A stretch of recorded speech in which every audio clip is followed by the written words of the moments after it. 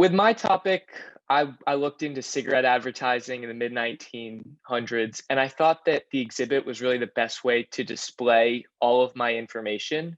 And it started kind of with the background of my board. I tried to make a theme out of my board.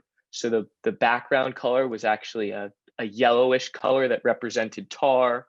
And then I had these little, fake cigarettes themes. And so I liked the whole nonverbal theme that could come across in the exhibit. And I also liked kind of being able to put in my own creative ideas without having the struggle or the obstacles of some of the technology. In a documentary or in a website, everything creative is equally possible. But my strong suit was really doing it on paper and putting my ideas down and being able to go to Staples and buy a glue stick and do everything that way. So the manual way was really the best way for me, and I think it ended up working out pretty well.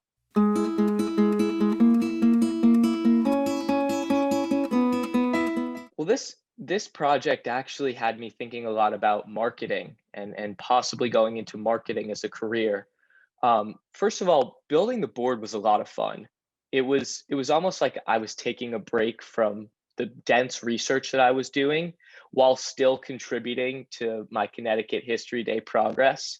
So it wasn't like I was, taking a break and doing nothing productive. I was still building my board, printing things out, seeing how different colors looked. But it was that design element that I really enjoyed. It was kind of an artistic element, even though I don't do a lot of art in my free time. And I was still able to let my writing speak for itself.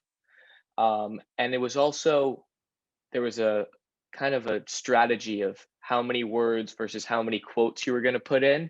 And I liked that strategic challenge of, ooh, maybe I should put this quote in, or maybe this is going to make it too text heavy. And that balance kind of intrigued me.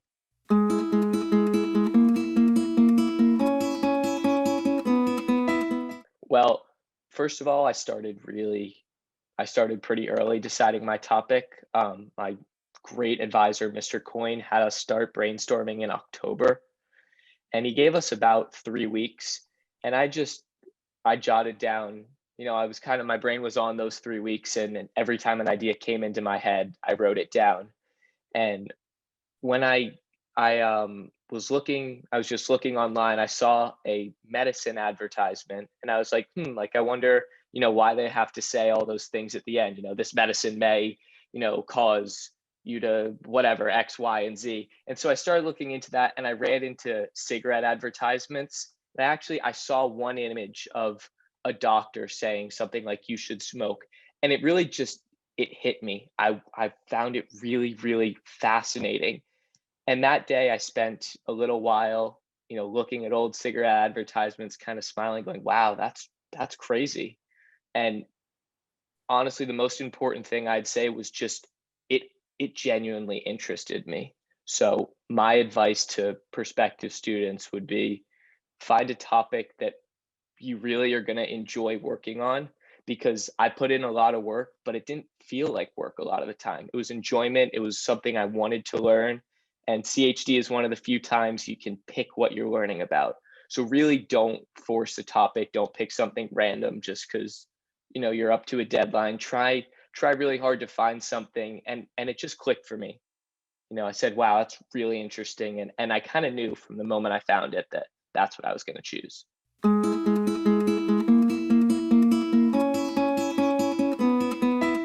Well, I started out very heavy on secondary research, secondary sources. And what I did was I tried to build a general knowledge really as much as I could about my topic. So I read everything I could get my hands on. And when I started to, find my niche interests, what I wanted to particularly focus in on, that's where I really looked for those primary sources. Because what I found is sometimes those primary sources are harder to find, and not always as relevant if you're looking at a very general topic.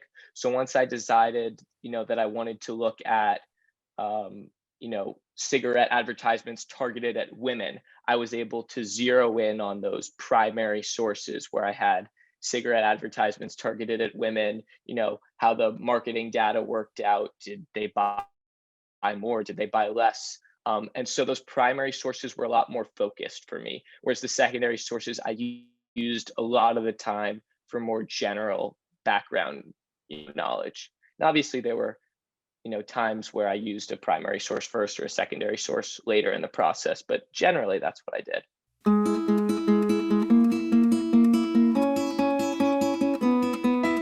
So as I said, I had about 3 weeks in October that were solely dedicated to finding a topic.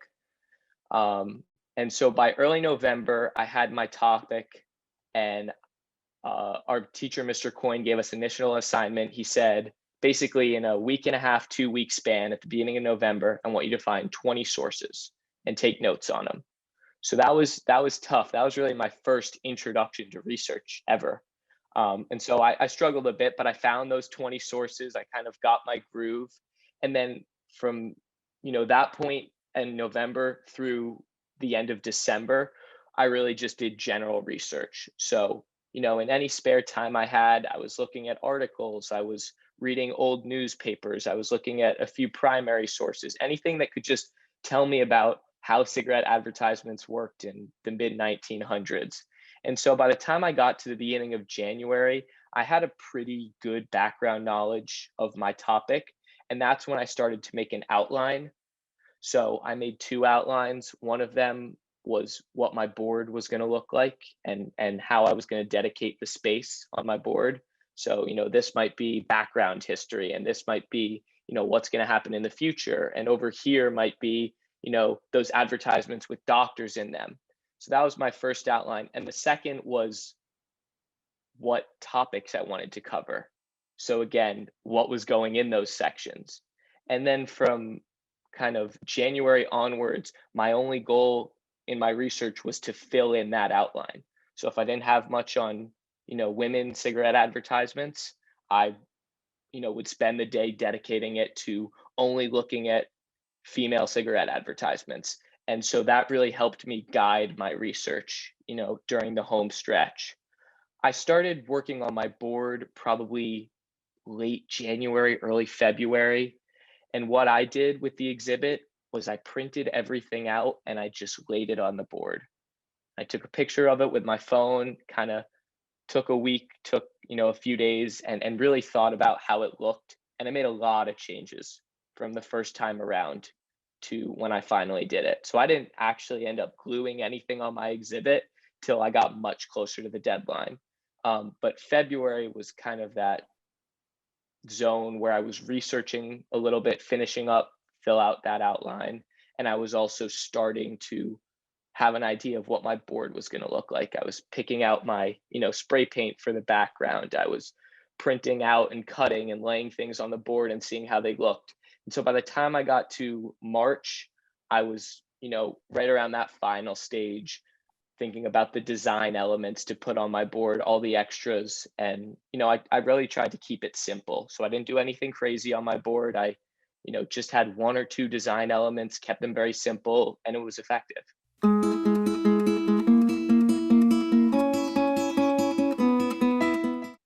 Um, Bibliography was constant. So every time I looked at a source, you know what, that's not true. Bibliography, I recorded the links, and I had the way I worked out my calendar in terms of days was one thing I forgot to mention. When I got to January or February, I literally planned out every single day what I wanted to get done. So I filled, I went on my Google Calendar and I filled every day from January through mid-March, I think it was, with I want 3 new sources today. I want to, get the first paragraph of my process paper drafted on this day. And I worked it all out so that I was never cramming at the end. And I mean, it's hard not to procrastinate, but that was my method to make sure I wasn't procrastinating. So there were days on that calendar where my only task was, uh, put into your bibliography 10 links, and write the annotation. There were days where I drafted my process paper, revised my process paper. So by the time that March, deadline was a week away, I was exactly where I had wanted to be in January because I had followed that day-to-day schedule.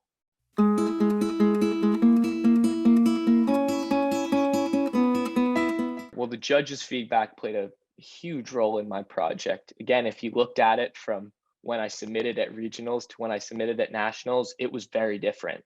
Um, I took I took a good look. The first thing I did was I took a look at the judges' feedback and I created my own outline of the judges' feedback. So I broke it down basically by sections. So what did they say about this section? What did they say about that section? And I combined all the judges' feedback, and then I really thought about what they said and I didn't blindly follow it. There were some things where I said, that's a really good idea. I should, add a paragraph about X or Y. And there were other times where, I said, you know what, I think, I appreciate the feedback, but I think I like it the way it is. And I kept a lot of my project. So it was a balance that I think, you're gonna find on your own once you see that feedback. There were parts of my project that I worked really hard on and I didn't want to change.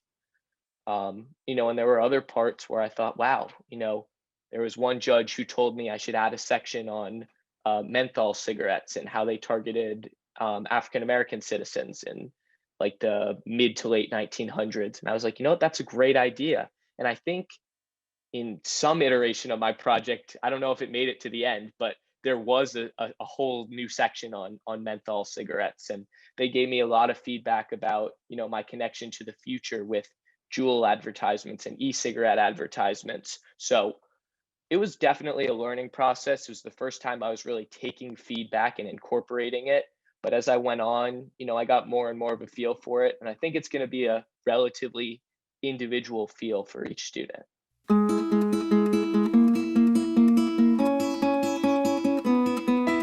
Well, I will say the first time I laid out my board, I cut everything really small and I laid it on the board and I took a picture. I said, wow, that looks really sloppy. And I looked at, some pictures that I could find online of exhibits. And I was like, I see that same theme. It looks sloppy. So what I actually ended up doing is I had whole sheets of paper that were much easier to line up. So I may have only glued 15 or 20 things to my exhibit board instead of 500 little pieces of paper. In terms of accessibility, I I had my board go left to right, first of all, and I also made really clear and big headlines. So in the top left corner, it said a brief history, and in the bottom right corner, it said, a look at the future or something of that sort. And so those headlines and just going from left to right allowed people to pretty easily follow my board. I would also say I didn't make it overly complicated. There was nothing super duper complex about my design board. I bought these little fake cigarettes that I put, through the middle of my board.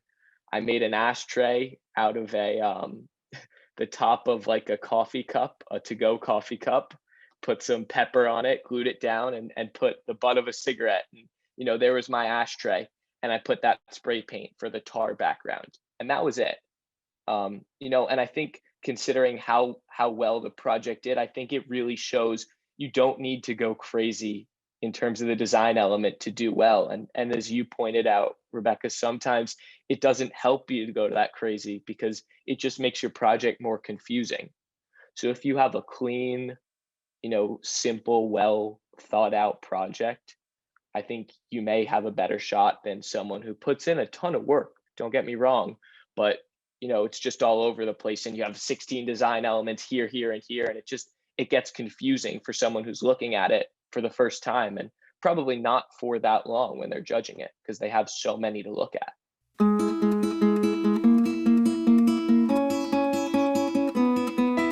Well, one of the things History Day taught me a few really valuable skills that, I think I'm going to have for the rest of my life. And I'd say the first is I developed a passion for research.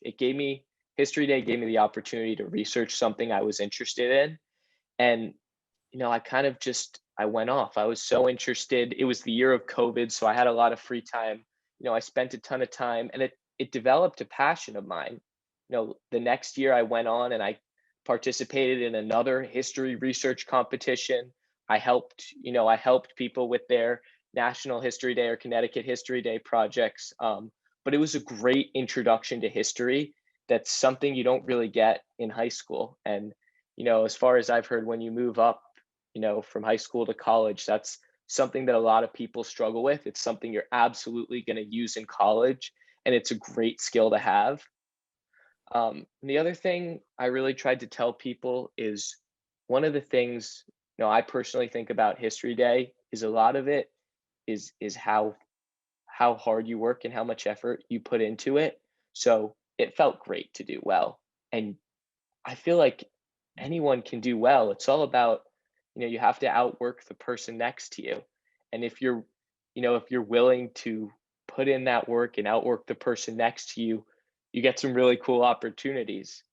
I unfortunately didn't get the chance to go to nationals because of COVID, but we had the award ceremony at our school where I got to walk on stage. I got the little, lawn sign that I, proudly still have on my lawn. I got, some medals that I can hang in my room. I got a lot of congratulations. I built an incredible relationship with my teacher, Mr. Coyne, which was honestly one of the best parts. It was a great experience overall, and the farther you get, the more relationships you build, which, you might not think, but when I put so many hours into it, I was constantly going back to my advisor, Mr. Coyne, and asking him this and that. How does this look? How does that sound? And going so far, we built a really close, relationship, and that's something cool. That's something rare that you don't get to experience a lot with teachers. So I would say for all of those reasons, anyone